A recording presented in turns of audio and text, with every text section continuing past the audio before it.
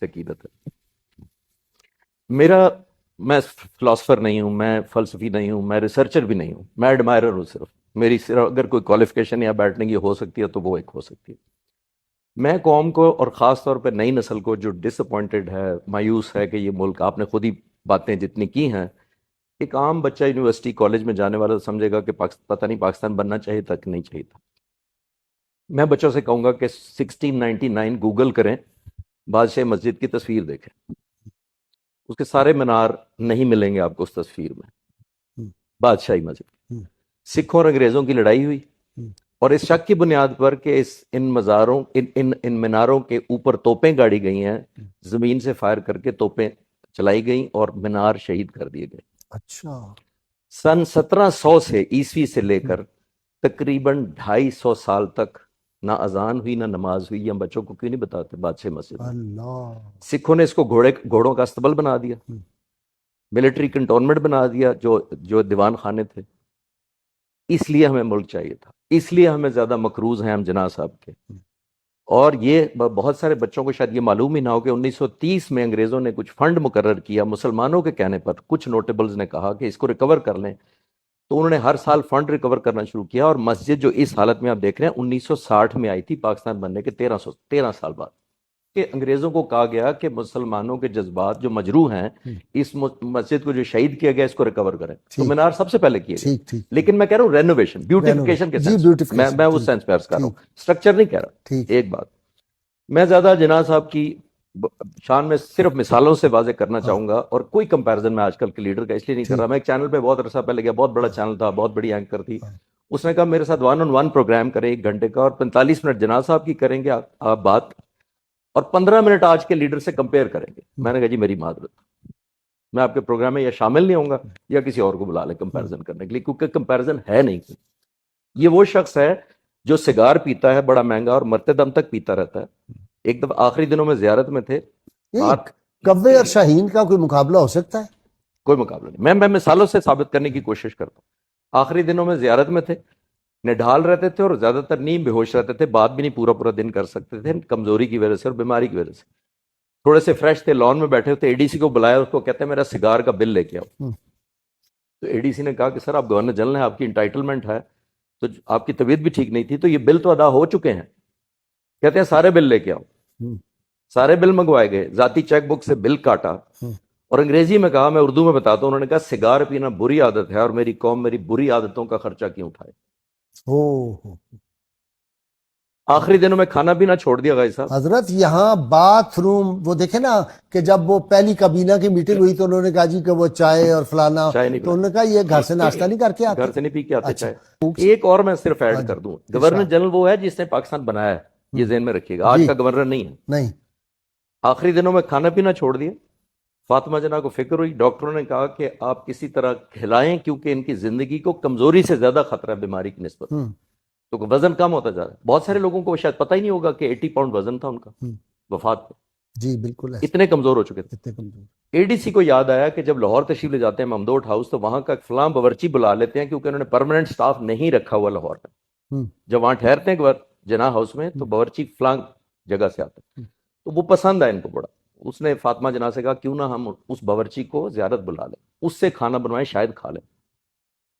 تو پوچھنے کا پتہ تھا کہ اجازت نہیں ملے گی. چھپ کے اس کو ٹکٹ بھیجا گیا, ان دنوں جہاز پہ بلایا گیا کوئٹہ, پھر زیارت. فاطمہ جناح نے اس باورچی کو کہا کہ جو جناح صاحب کی پسندیدہ ڈش ہے, جو تم سب سے اچھی بناتے ہو, بناؤ. بغیر بتائے وہ بہن کھانا لے گئی اندر, ضد کر کے بہن نے کہا چکھ لیں. خوشگوار حیرت ہوئی اس کو جب وہ کھاتے چلے گئے, اور پیٹ بھر کے بڑے دنوں بعد کھا لیا. برتن اٹھائے گئے, باہر خوشی کا سما تھا کہ آج جناح صاحب نے پیٹ بھر کے کھا لیا. تھوڑی دیر بعد اے ڈی سی کو اندر بلایا اور کہا یہ کھانا کس نے بنایا تھا؟ ہائے ہائے. اب کسی کی ہمت نہیں تھی کہ جھوٹ بول سکتا, تو اے ڈی سی نے جناح صاحب سے کہا کہ سر یہ وہ جو ممدوٹ ہاؤس لاہور والا باورچی ہم نے وہ بلایا تھا, کیونکہ آپ کی زندگی کو اتنا خطرہ تھا. کہتے ہیں اس کو بلاؤ. بلایا, اس کو کیش انعام دیا, اس کی ریٹرن ٹکٹ کا خرچہ اپنی چیک بک سے کاٹا, اور انگریزی میں کہا اس کو واپس بھیج دو, یہ غریب قوم ہے, میرے منہ کے ذائقے کے لیے اس عیاشی کی متحمل نہیں ہو سکتی. اب کمپیئر کریں, with due respect میں تھوڑا سا ڈس ایگری یہ کروں گا کہ اگر آپ جیسے مفکر لوگ بھی مایوسی کی باتیں کریں گے تو جو 20 سال کا یونیورسٹی کا بچہ یا بچی ہے ان کا کیا بنے گا؟ میں کہتا ہوں لا تقنطوا من رحمت اللہ، مجھے پھر آ کے حوصلہ دے دیتے پہلے ان کو ہم نے وہ پاکستان نہیں دیا جو ان کو ملنا چاہیے تھا. بس جو قائد اعظم نے سوچا تھا وہ ہم ٹرانسفر نہیں کرتے. میرے یا مجھ سے پہلے والے جتنے لوگ ہیں وہ اس چیز کے، چاہے وہ گناہگار ہیں چاہے وہ قصوروار ہیں، ہمیں وہ جناح دکھاتے رہنا چاہیے.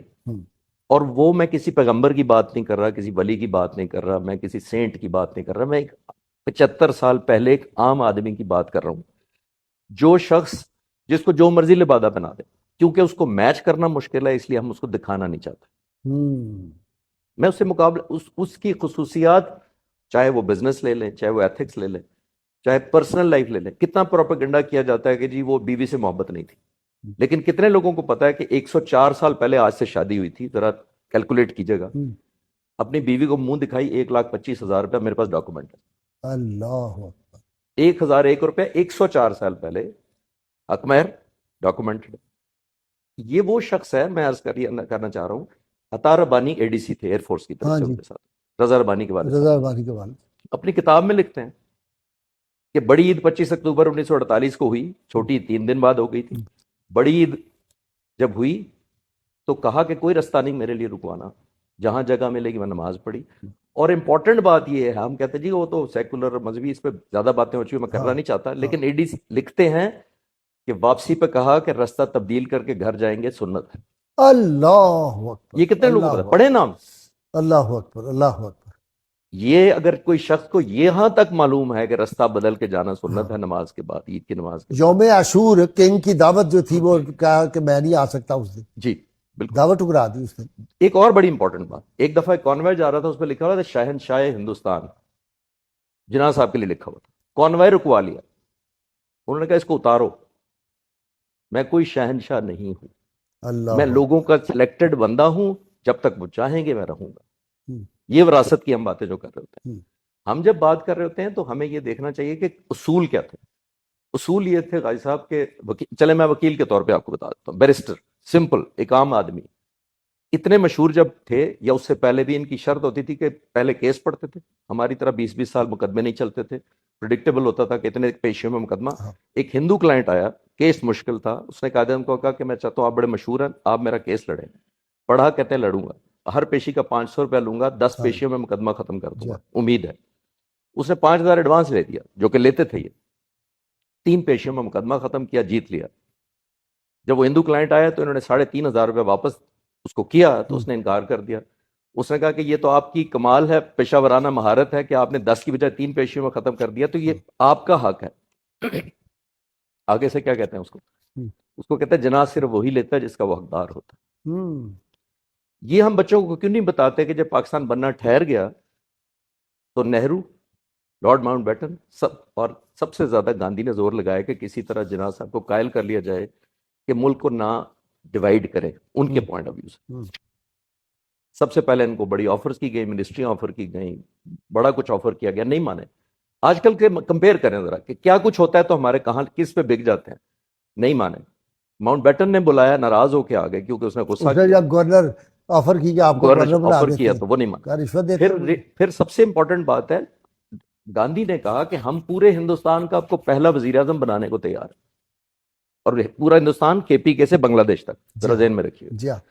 انکار کر دیا. اور زبردست بات کی، انگریزی میں کہتے ہیں کہ اس کو کہتے ہیں what you demand from me belongs to my nation and as a trustee I cannot give you what is a trust.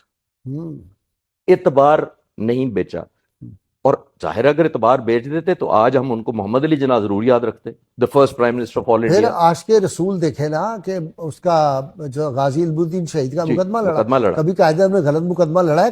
کبھی نہیں لڑتے، تو پہلے پڑھتے تھے جب تک یقین نہ ہو جائے. اور یہ کہنا کہ میں یہ خواہش ہے کہ جب میں رسول اللہ کی بارگاہ میں جاؤں میدان حشر میں تو کہا جائے کہ ویل ڈن محمد علی. یعنی یہ جس بندے کے جذبات ہوں اور جو احساسات ہوں اور جس کو رسول اللہ صلی اللہ علیہ وسلم کی زیارت ہوئی ہو، ان سے پوچھا گیا اس کے بعد وہ سیکولر اس کو کہنا. ان سے پوچھا یہ گیا تھا کہ مسٹر جناح آپ اتنے امیر ہیں اور اتنے ویل آف ہیں اور آپ کی صحت بھی اتنی اچھی نہیں ہے، تو یہ کیوں اتنی بھاگ دوڑ کر رہے ہیں ایک آزاد ملک کے لیے؟